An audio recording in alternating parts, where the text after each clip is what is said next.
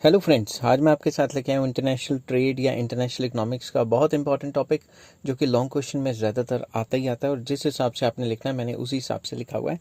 Topic का नाम है modern theory of international trade, जिसको हैक्सर-ओलिन थ्योरी भी कहा जाता है। तो मैं पूरा डिस्कस करूँगा, assumptions, explanation, diagrams and criticism, जिस हिसाब से पेपर में लिखा है उसी हिसाब से डिस्कस करूंगा। ठीक है। इससे पिछली वीडियो मैंने बनाई थी classical theory of international trade, जिसमें absolute cost advantage and comparative cost advantage discuss की थी। आपको उसका लिंक डिस्क्रिप्शन में मिल जाएगा। तो चलिए शुरू करते हैं। Modern theory of international trade was propounded by Swedish economist Heckscher in an article published in 1919। Modern theory किसने दी थी? हैक्शर ने। शुरुआत की थी 1919 में हैक्शर ने। It was further improved by his disciple Bertil Ohlin in a research paper published in 1924 and later in his book International and Interregional Trade। तो जैसा कि आपको पता है, मैं सिंपल रीडिंग कर रहा हूँ, ये तो सिंपल इंग्लिश है कि भाई सबसे पहले तो ये 1919 में हैक्शर ने दी थी। फिर हैक्शर का जो चेला था, डिसाइपल था, वो बर्टिल ओहलिन था। उन्होंने जो है 1924 में अपनी बुक जो छापी international and inter regional trade, उसके अंदर ये पब्लिश किया 1933 में। और this theory does not contradict comparative cost theory of international trade, rather it supports it. ज़्यादातर ये देखा गया है कि जो पुरानी थ्योरी है उसको कॉन्ट्रडिक्ट करती है नई थ्योरीज, मगर ये कॉन्ट्रडिक्ट नहीं करती, थोड़ा बहुत सपोर्ट ही करती है। ये थ्योरी कहती क्या है? According to this theory, there is a difference in the factor endowments among the different countries of the world।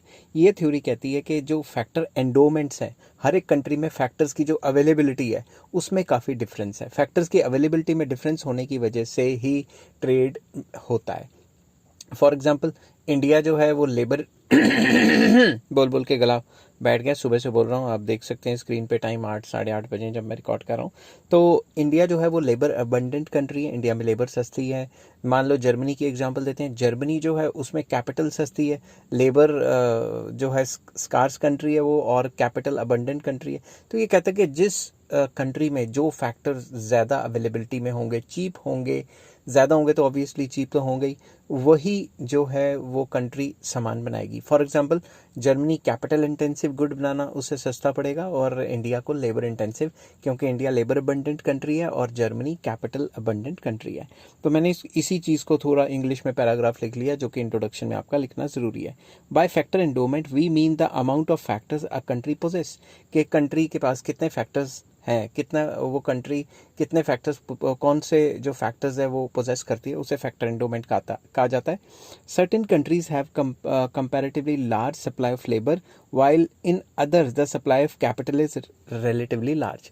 तो यहाँ क्या कहा गया है? कुछ कंट्रीज में लेबर ज़्यादा है और कुछ कंट्रीज में कैपिटल ज़्यादा है। Because of the difference in the factor endowments there is a difference in the price of factors, क्योंकि अवेलेबिलिटी ऑफ फैक्टर्स अलग अलग कंट्री में अलग अलग हैं, इसीलिए उनके प्राइजेस भी अलग अलग हैं। प्राइजेस किसके? फैक्टर्स ऑफ प्रोडक्शन के। Difference in the prices of factors depends upon their relative scarcity and abundance. अब मेरे घर के बाहर डॉग जो है वो बाग कर रहा है, अब उसको मैं चुप नहीं करवा सकता, और मैं इतना अमीर यूट्यूबर भी नहीं हूँ कि मैं जो है नॉइज़ कैंसिलेशन वाले माइक खरीदूं, तो मुझे थोड़े मोटे माइक में ही काम चलाना पड़ता है। तो आई होप आप इसको माइंड नहीं करेंगे और अपनी फोकस स्टडी पे ही रखेंगे।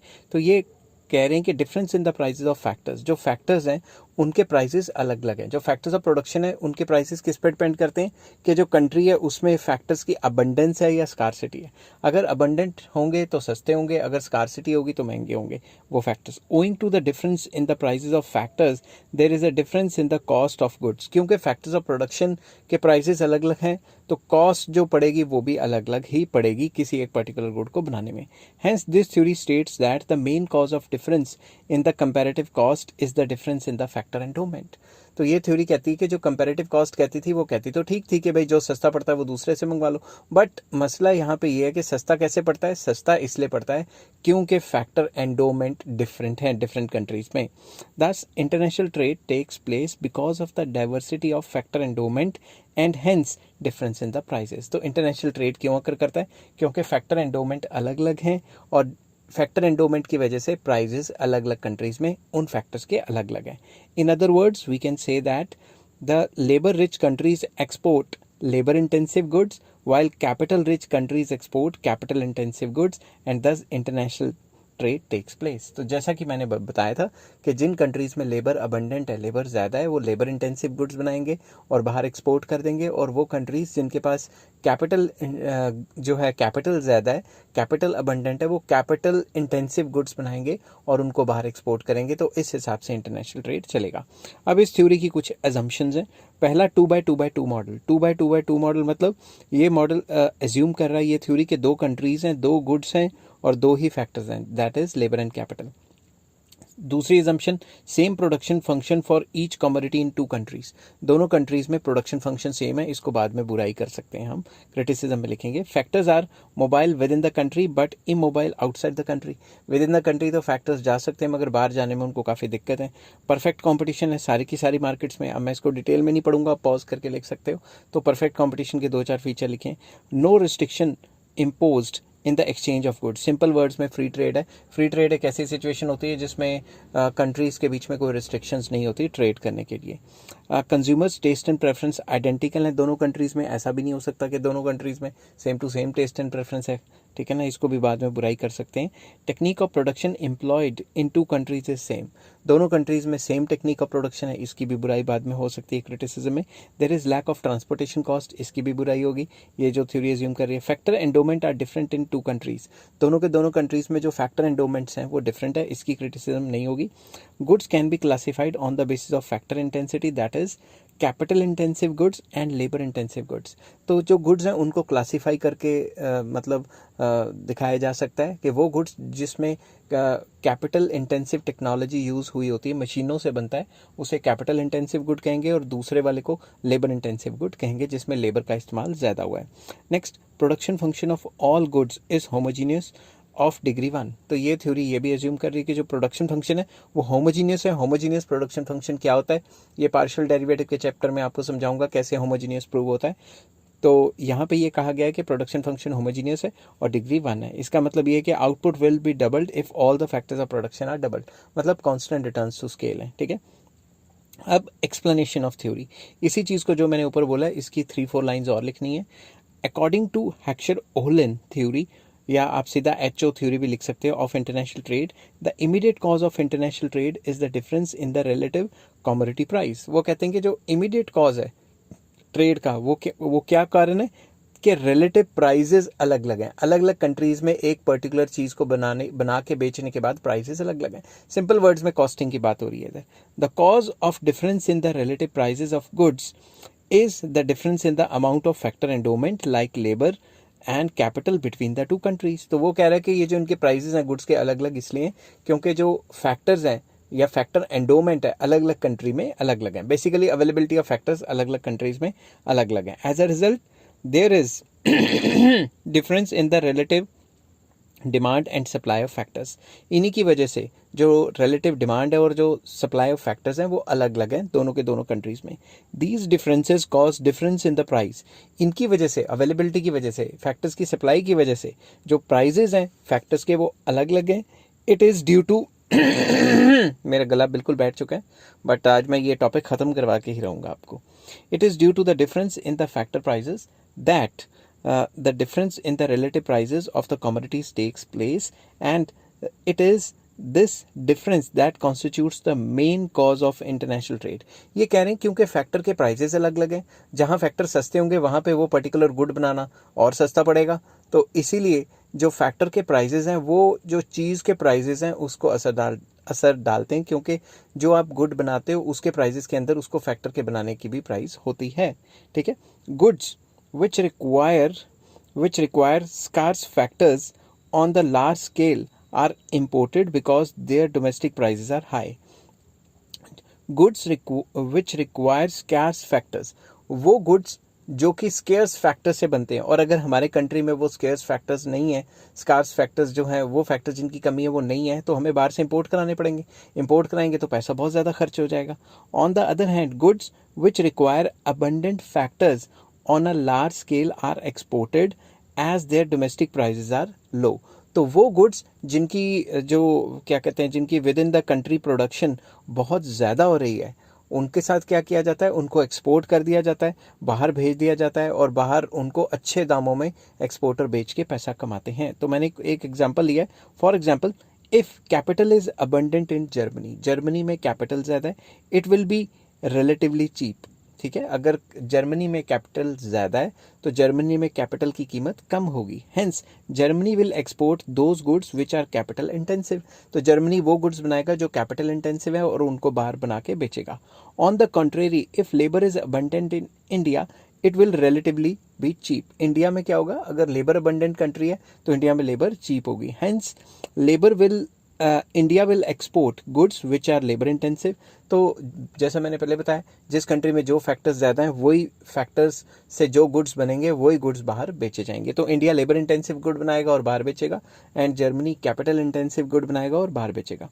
अबंडेंस और scarcity of Heckscher-Olin theory has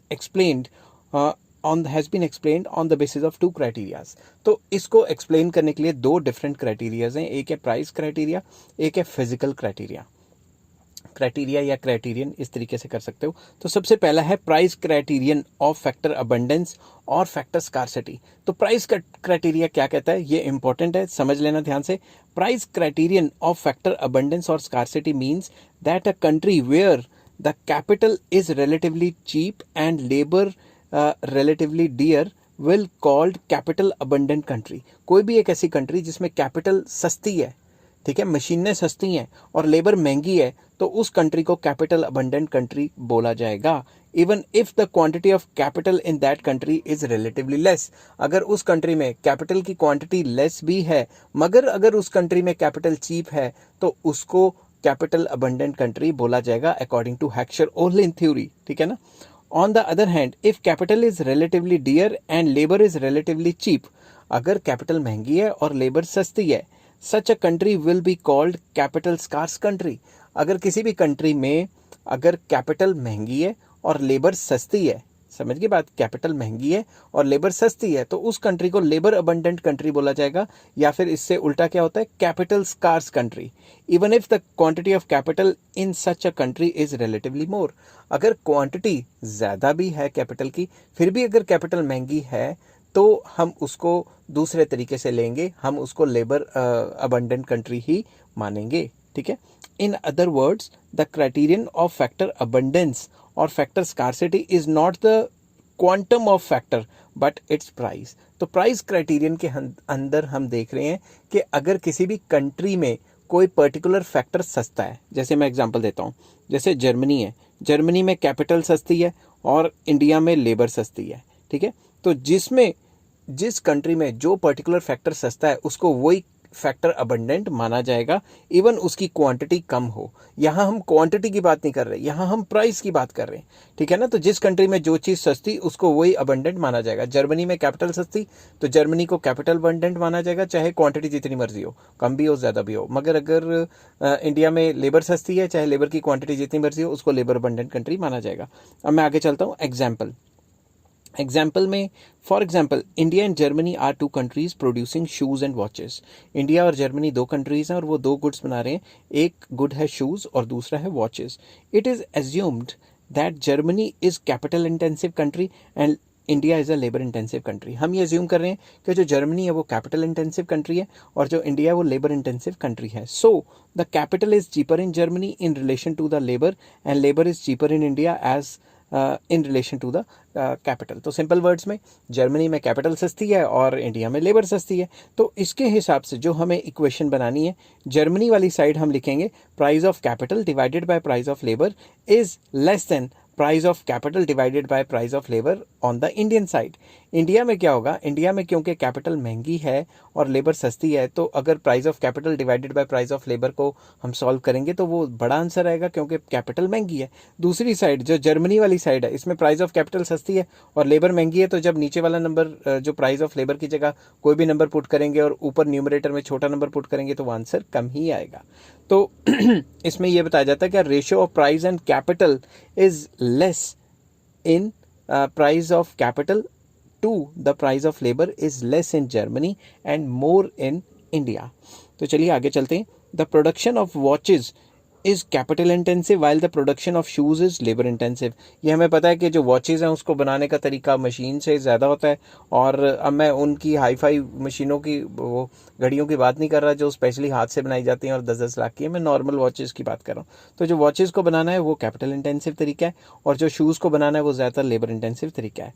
according to Heckscher-Olin, मैंने 2 बार लिख दिया, according to Heckscher-Ohlin theory, India should specialize in the production of shoes and Germany should specialize in the production of watches। क्योंकि India के पास labour ज़्यादा है, labour abundant है, और इंडिया पे जो प्राइस ऑफ लेबर है वो चीप है, और जो जर्मनी है उसको कैपिटल इंटेंसिव करना चाहिए क्योंकि price of capital is cheap in Germany. अब मैंने इसको 2 तरीके से मतलब डायग्राम से एक्सप्लेन किया गया है। इसमें आइसोकॉन्ट कर्व्स हैं, isoquant IQ1 and IQ2।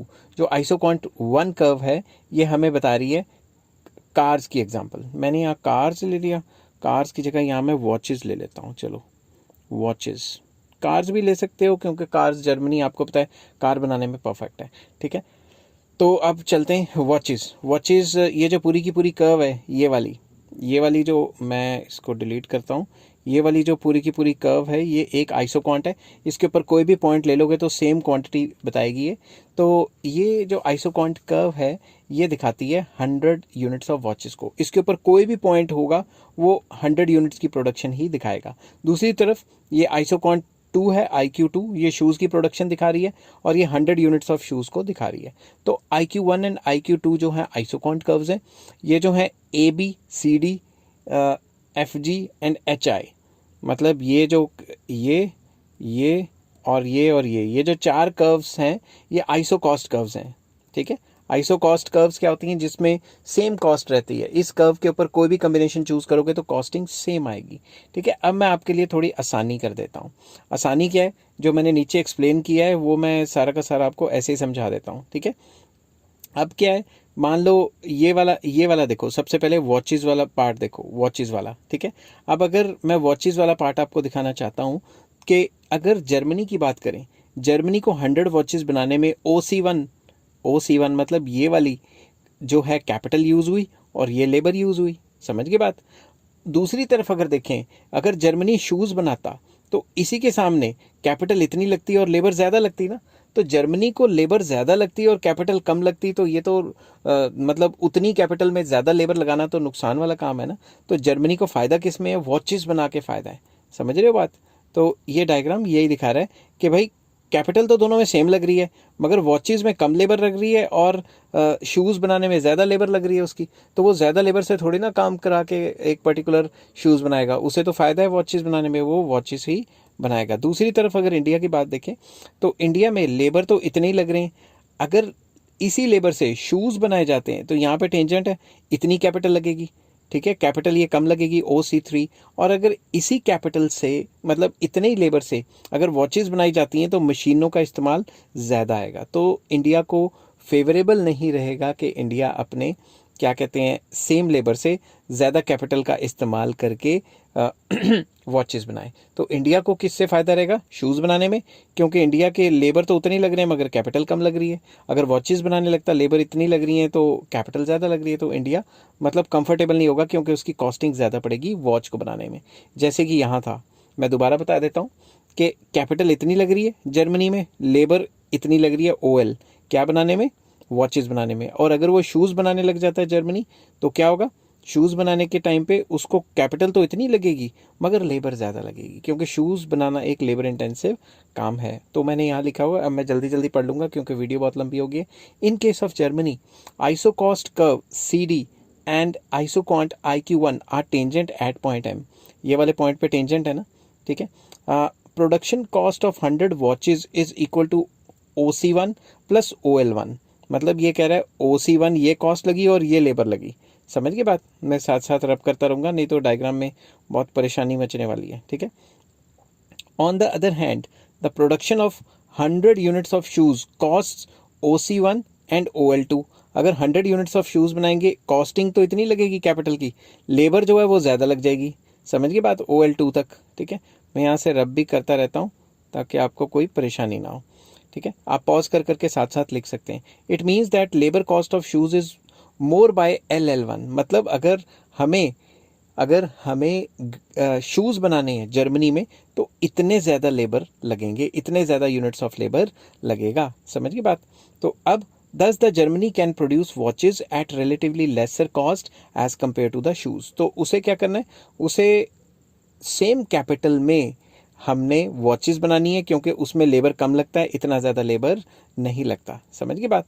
Next आ जाता है, in India the isocost FG and isoquant IQ1 are tangent at point R। तो ये टेंजेंट है R पॉइंट पे, R पॉइंट तो नहीं है, रुको 2 मिनट, मैं पॉइंट चेंज करता हूँ यहाँ पे।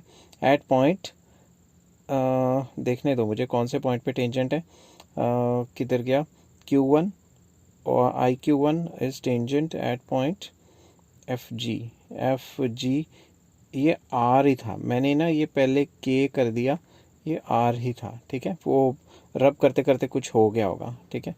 तो अब चलते हैं कि ये K पॉइंट पे टच होता है, R पॉइंट पे टच होता है, चलो यहाँ पे। तो अब अगर आप देखो कि इंडिया है, वही वाली बात मैं दोबारा करूँगा, इंडिया जो है इतने लेबर से, ठीक है, अगर वॉचेस बनाती है तो इतना हो जाता है, ठीक है, कैपिटल ज़्यादा लगती है। अगर इतने लेबर को लगा के अगर वो बनाना की कोशिश करती है शूज़ तो कम कैपिटल लगता है ना, तो इतना कैपिटल बचा सकती है ना वो शूज़ को बना के, ठीक है। तो वही चीज़ इंग्लिश में लिखी है कि टेंजेंट है R पॉइंट पे, ठीक है। At this point production cost of 100 watches is OC2 plus OL3। OC2 मतलब ये वाला पॉइंट, मैं आपको जूम करके दिखा देता हूँ। OC2 मतलब इतनी कैपिटल लग रही है और इतनी लेबर लग रही है। समझ गई बात, इतनी कैपिटल लग रही है और इतनी लेबर लग रही है। दूसरी तरफ अगर हम चलते हैं कि likewise the production of 100 shoes at point N, ये वाला पॉइंट है N, ठीक है। इस पॉइंट पे हमने क्या लिखा है, जो प्रोडक्शन कॉस्ट आएगी OC3 capital and OL3 labour. तो मतलब कैपिटल तो इतनी लगेगी और लेबर उतनी की उतनी लगेगी, तो मतलब कम कैपिटल नहीं लगी। तो इंडिया को तो फ़ायदा ही यही चीज़ बनाने में। तो नीचे लिखा है, this suggest that India can produce shoes at lesser cost as compare to the watches, hence India should specialize in the production of shoes and export the same. तो इंडिया को शूज़ बनाने चाहिए और जर्मन को watches बनानी चाहिए। तो we can conclude that because capital is relatively cheaper in India and labor is relatively cheaper, capital is relatively cheaper in Germany and labor is relatively cheaper in India, Germany should specialize in the production of capital intensive goods, that is watches, and India, मैंने India लिखा है, रुको 2 minute, IN capital लिखना भूल गया हूँगा। India should specialize in the production of labor intensive goods like shoes. Germany will export watches to India while India will export shoes to Germany। तो simple words में वही चीज़ export करनी है जो हम सस्ती बनाते हैं, और जो दूसरा कंट्री सस्ती बनाता है वो बाहर से मंगा लेनी है। क्यों? क्योंकि दूसरे कंट्री के पास उस टाइप के फैक्टर्स अवेलेबल हैं। अब दूसरा पार्ट आ जाता है इसका, physical criterion of factor abundance. कि फिजिकल क्राइटेरियन क्या है फैक्टर अबंडेंस का? इसमें क्वांटिटी की बात हो रही है, ठीक है। It means that if in a country capital ratio is, दोबारा पढ़ता हूँ, it means that if in a country capital ratio is greater than labour as against another country then it will be called capital intensive country। अगर किसी भी country में capital की percentage ज़्यादा है as compare to other factor मतलब labour, तो उसे क्या कहा जाएगा? उसे कैपिटल इंटेंसिव कंट्री कहा जाएगा। On the other hand if in a country labour ratio is greater then the capital, तो उसे लेबर अबंडेंट कंट्री कहा जाएगा। कोई भी ऐसी कंट्री जिसमें लेबर की परसेंटेज ज़्यादा हो, लेबर की रेशियो ज़्यादा हो, उसे लेबर इंटेंसिव, और जिसमें कैपिटल की रेशियो ज़्यादा हो उसको कैपिटल इंटेंसिव कहा जाएगा। The basis of this criteria is the physical quantity of factor and not price. तो पहले वाले में क्या था? प्राइस की बात हो रही थी, क्वांटिटी की बात नहीं हो रही थी। क्वांटिटी ऊपर नीचे हो कोई चक्कर नहीं, मगर यहाँ पे क्या है, यहाँ क्वांटिटी की बात हो रही है, प्राइस की बात बिल्कुल नहीं हो रही। तो हम एग्जांपल ले रहे हैं वही इंडिया एंड जर्मनी का। तो अगर capital in Germany is more, तो capital in Germany divided by labour in Germany करेंगे तो ये जर्मनी वाला पार्ट बड़ा आएगा, और कैपिटल इन इंडिया, क्योंकि इंडिया में कैपिटल कम है और लेबर ज़्यादा है, तो ये वाला पार्ट स्मॉल आएगा। समझ गई बात? तो ये वाला हिस्सा ज़्यादा आएगा क्योंकि जर्मनी में जो कैपिटल है वो ज़्यादा है, तो ज़्यादा डिवाइडेड बाय छोटा नंबर करेंगे तो वो तो आंसर ज़्यादा ही आएगा। It shows that Germany will produce capital intensive goods while India will produce labour intensive goods. ठीक है, वही बात दोबारा कंक्लूजन, मगर यहाँ फिजिकल क्वांटिटी की बात हो रही है, quantity of labour and capital की बात हो रही है। अब मैं आपको उसी के थ्रू, डायग्राम के थ्रू समझा रहा हूँ।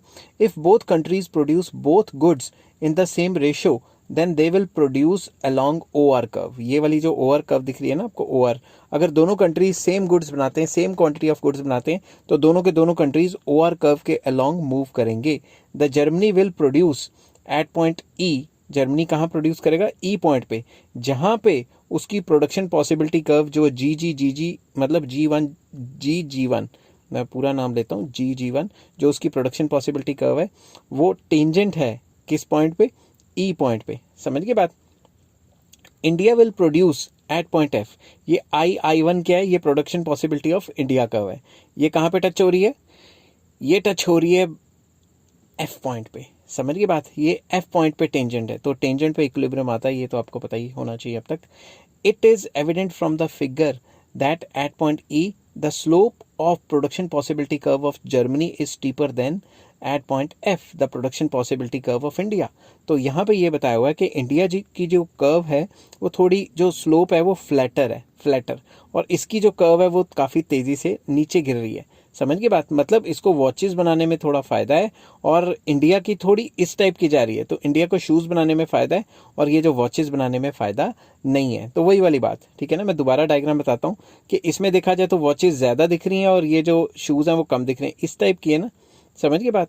और जो इंडिया की है वो इस टाइप की दिख रही है, मतलब शूज़ ज़्यादा क्वांटिटी और वॉचेस कम क्वांटिटी। ठीक है, it is clear from the fact that AB price line of Germany is steeper. फिर से वही बातें बताई जा रही हैं कि ये स्टीपर है, तो अगर ये स्टीपर होगी तो ये हमें बताएगी कि इंडिया जो जर्मनी है उसमें शूज़ जो हैं कम बनेंगे और ये जो वॉचेज़ हैं वो ज़्यादा बनेंगी। दूसरी तरफ इंडिया की कर्व थोड़ी ऐसी है, वो हमें बताएगी कि भाई शूज़ ज़्यादा बन रहे हैं और ये जो वॉचेज़ हैं ये कम बन रही हैं। ठीक है, क्योंकि प्राइसेस ऑफ लेबर जो हैं इंडिया में वो क्वांटिटी ज़्यादा होने की वजह से, क्वांटिटी ज़्यादा है लेबर की, तो इंडिया में लेबर की क्वांटिटी ज़्यादा होने से लेबर थोड़ी सस्ती है, इसलिए लेबर इंटेंसिव तरीके से काम करेंगे। बात एक ही है, घुमा फिरा के एक ही चीज़ को प्रूव करने की कोशिश कर रहे हैं। It proves that watches are cheaper in Germany and shoes are cheaper in India, क्योंकि इंडिया लेबर इंटेंसिव कंट्री है, वहाँ लेबर ज़्यादा है, लेबर अबंडेंट है, तो शूज़ जो हैं सस्ते तरीके से बनाए जा सकते हैं। Germany should produce more capital intensive goods, that is watches. तो वही बात दोबारा, इफ़